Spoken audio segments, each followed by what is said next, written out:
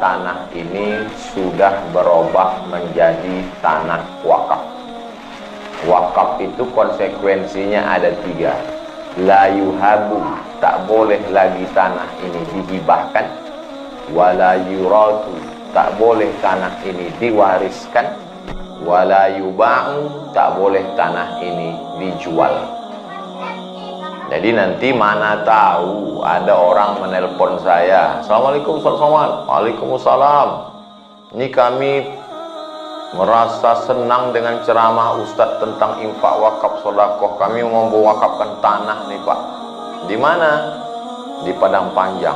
Alhamdulillah, pas dicek rupanya tanah Masjid Musola Nurul Hidayah.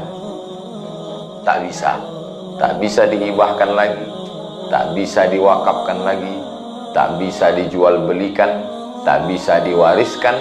Itulah arti wakaf. Wakaf artinya berhenti, tak menghasilkan apa-apa.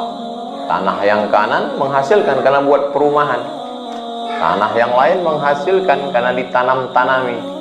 Tapi andai di tanah ini luas, di sampingnya ada tanah kosong, lalu tanah kosong itu ditanami ubi, ditanami sayur, maka hasil dari ubi dan sayur itu juga menjadi wakaf.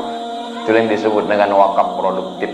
Kami dengan Ustadz Henry Junaidi di Mesir dulu sekolah di Al-Azhar. Al-Azhar itu kaya sekali. Sampai dulu Azhar itu lebih kaya daripada negara Mesir itu sendiri. Pernah terjadi krisis ekonomi, Mesir meminjam uang dari wakaf Al-Azhar karena wakafnya produktif. Sekarang kita kalau dipejamkan mata sebut apel, terbayang buah apel. Mikrofon, terbayang mikrofon. Wakaf, terbayang tanah wakaf, tanah kuburan. Padahal wakaf itu mestinya produktif. Di atas tanah wakaf dibangun hotel, hasil hotelnya untuk kepentingan umat.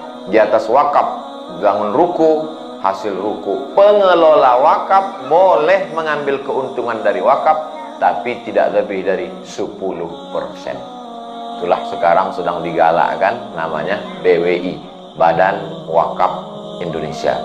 Dan bisa dikelola wakaf ini disebut dengan wakaf tunai.